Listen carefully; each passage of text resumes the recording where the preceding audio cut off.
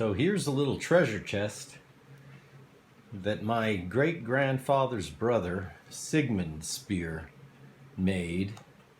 I have some other furniture that he made as well.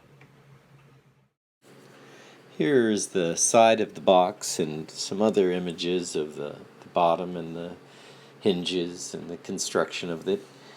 Kind of cheaply made, but around 1885, I would think.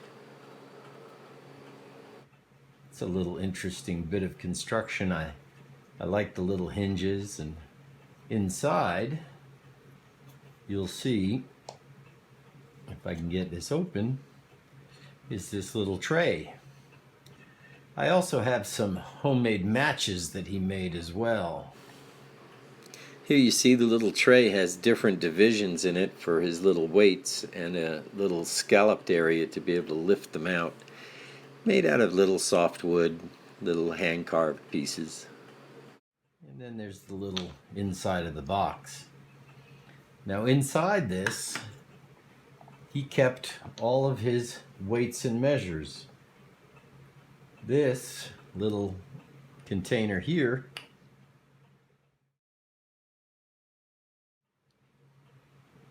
this cute little brass container had all these little tiny bits, and I'll take some close-up pictures of those.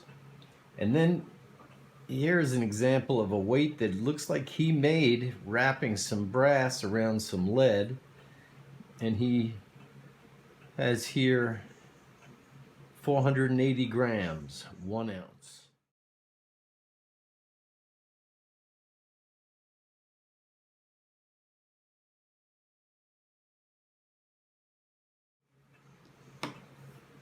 As well, on this piece of lead, again, 1 ounce, 480 grams. Some of the weights are a little coarse and obviously handmade. The box itself, he may have cut with just a knife. You see the hasp is kind of nice with the little hook and eye. The sides aren't very square, kind of rough cut. The hinges are bent over, but maybe he did that with some old pliers. There's a little tack in the little corner of the bottom.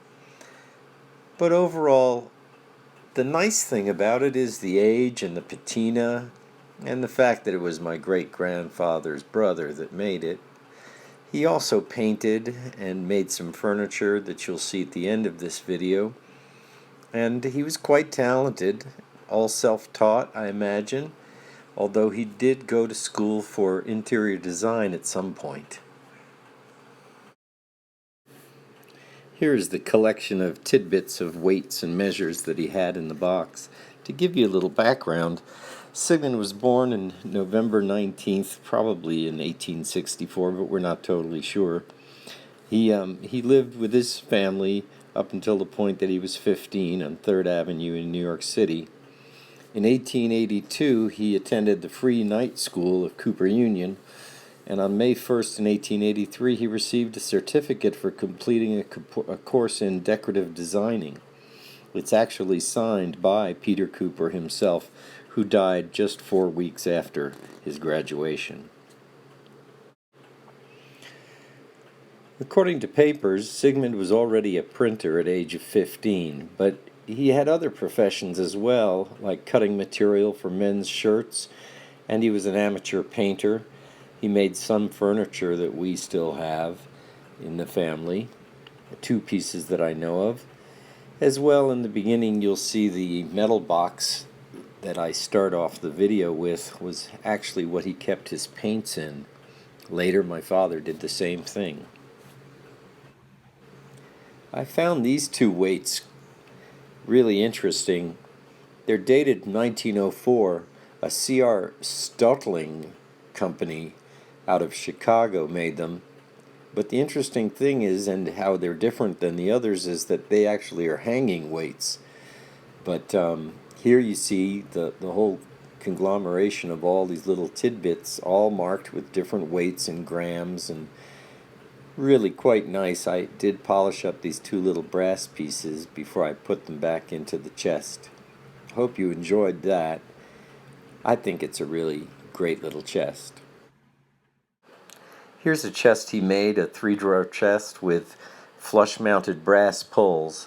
I keep the family's artwork in there. Now, this is a cane that I can't swear that he carved, but I do know that he carved out this place on it and put these brass hoops on it and changed the bottom of it to have a brass piece that would take the other end of his fishing rod. The way the story goes in the family is that he would say he's going to church or the synagogue, and he would take his cane and keep the reel in his pocket, and as he would walk to the place of worship, he would turn left before getting there and go down to the river and do some fishing. It's a great family story, and it's a wonderful cane. We're very lucky that it survived, although I don't have the bottom piece anymore. I don't know what happened to that. It's really nicely carved with interesting images, but I suspect it's more native than something he might have carved.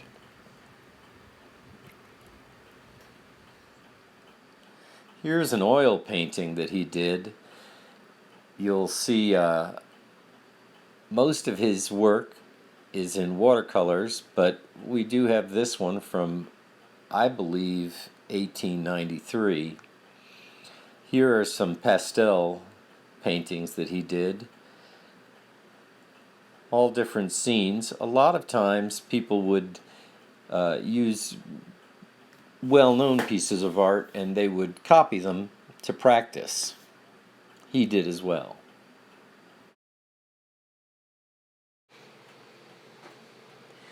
Here is the article from our family book, and I think it might be better for you all to just pause it here if you want to read it, but I did include it at the end here.